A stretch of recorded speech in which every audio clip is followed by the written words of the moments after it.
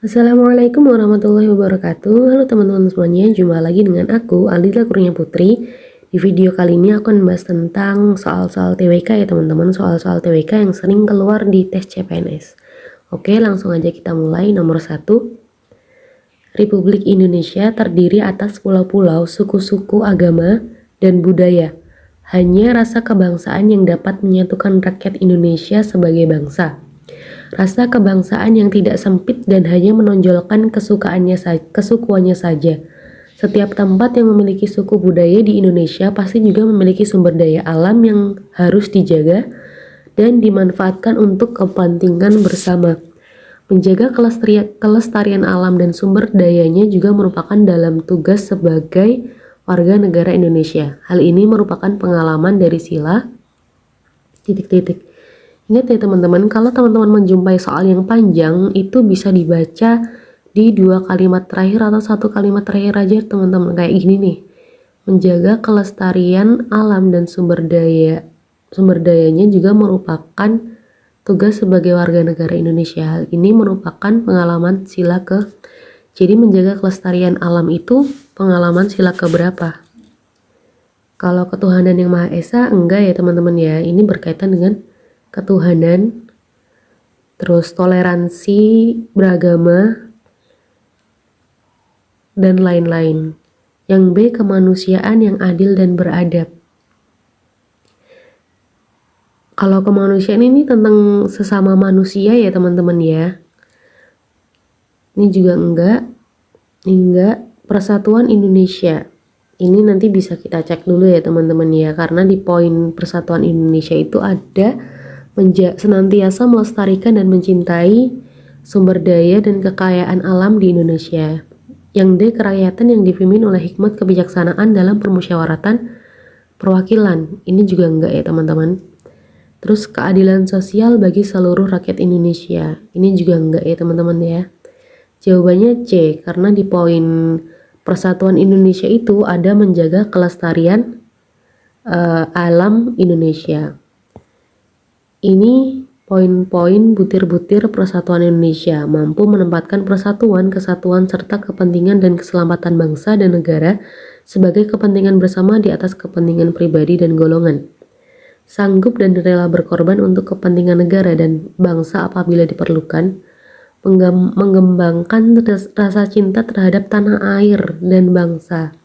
Jadi yang tadi itu masuk ke butir ketiga ya teman-teman ya, menjaga kekayaan alam termasuk mengembangkan rasa cinta kepada tanah air dan bangsa.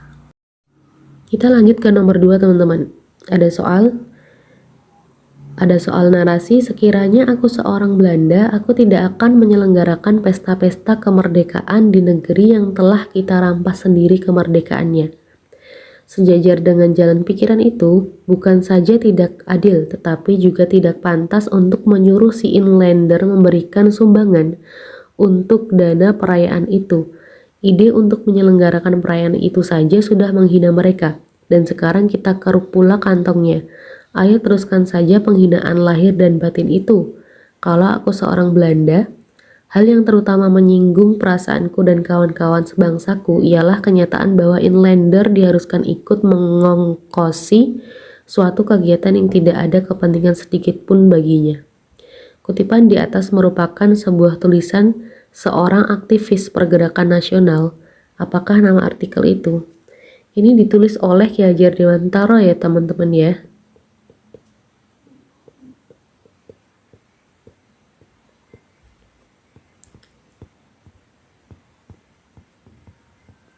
Yang judulnya Als ik een Nederlander was. Yang B, jika aku seorang Belanda. Jika aku seorang Belanda. Oke, jadi narasi ini ditulis oleh Ki Hajar Dewantara yang berjudul Als ik een Nederlander was, yang artinya jika aku seorang Belanda. Nomor 3, setelah reformasi tahun 1998 dan runtuhnya Orde Baru, pemerintah Indonesia menggalakkan otonomi daerah yang merupakan tuntutan reformasi. Menurut Undang-Undang Dasar 1945 Pasal 18A Ayat 1, hubungan wewenang antara pemerintah pusat dan pemerintah daerah provinsi, kabupaten dan kota, dan atau antara provinsi dan kabupaten dan kota diatur dengan memperhatikan apakah keistimewaan daerah? Bukan ya teman-teman. Kepentingan daerah ini juga bukan. Kepentingan nasional ini juga bukan ya teman-teman, karena ngomongin daerah. Yang D, kekhususan dan keragaman daerah. Yang benar yang D ya teman-teman. Jadi menurut Undang-Undang Dasar 1945 Pasal 18A Ayat 1, hubungan wewenang antara pemerintah pusat dan pemerintah daerah provinsi, kabupaten dan kota itu memperhatikan kekhususan daerah seperti yang tertuang pada Pasal 18 Ayat 1. Ayat 1, hubungan wewenang antara pemerintah pusat dan pemerintah daerah provinsi, kabupaten dan kota atau antara provinsi dan kabupaten dan kota diatur dengan undang-undang dengan memperhatikan kekhususan dan keragaman daerah. Yang ayat 2, hubungan keuangan, pelayanan umum, pemanfaatan sumber daya alam dan sumber daya lainnya antara pemerintah pusat dan pemerintah daerah diatur dan dilaksanakan secara adil dan selaras berdasarkan undang-undang. Nomor 4. Di bawah ini yang merupakan bentuk perilaku sehari-hari jiwa nasionalisme di lingkungan masyarakat adalah, ingat ya teman-teman, perbedaan nasionalisme dan bela negara. Kalau nasionalisme ini baru cinta, jadi ini cinta. Kalau udah cinta kan pasti akan mengorbankan untuk apa yang dia cintai ya teman-teman. Jadi setelah nasionalisme itu ada sikap rela berkorban.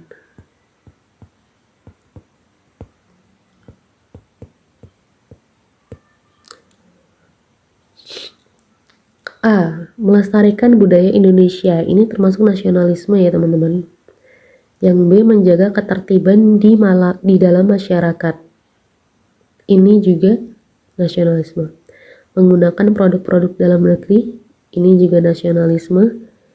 Yang D. Menjunjung tinggi nilai-nilai persatuan. Ini juga nasionalisme. Kalau ikut melakukan gotong royong di lingkungan, ini udah masuk ke di atasnya nasionalisme teman-teman, yaitu rela berkorban.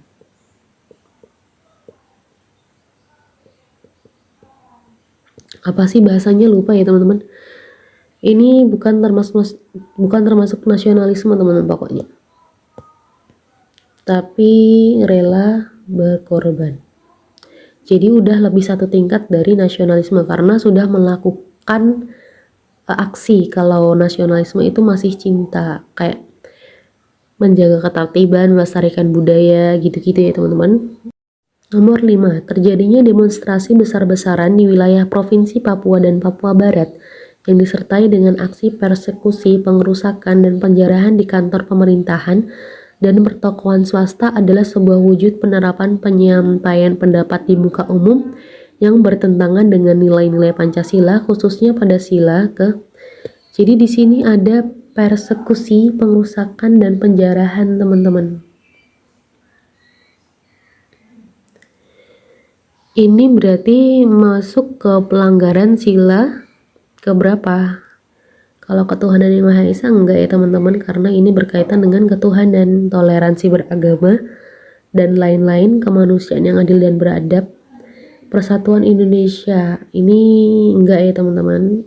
Kerakyatan yang dipimpin oleh hikmat ini enggak, karena ini termasuk musyawarah mufakat.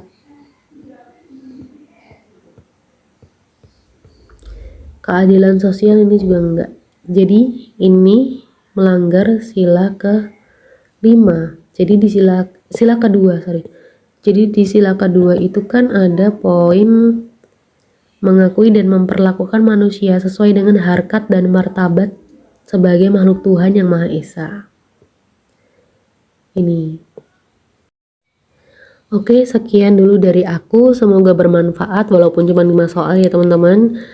Semangat buat yang sedang berjuang di sekolah kedinasan. Wassalamualaikum warahmatullahi wabarakatuh.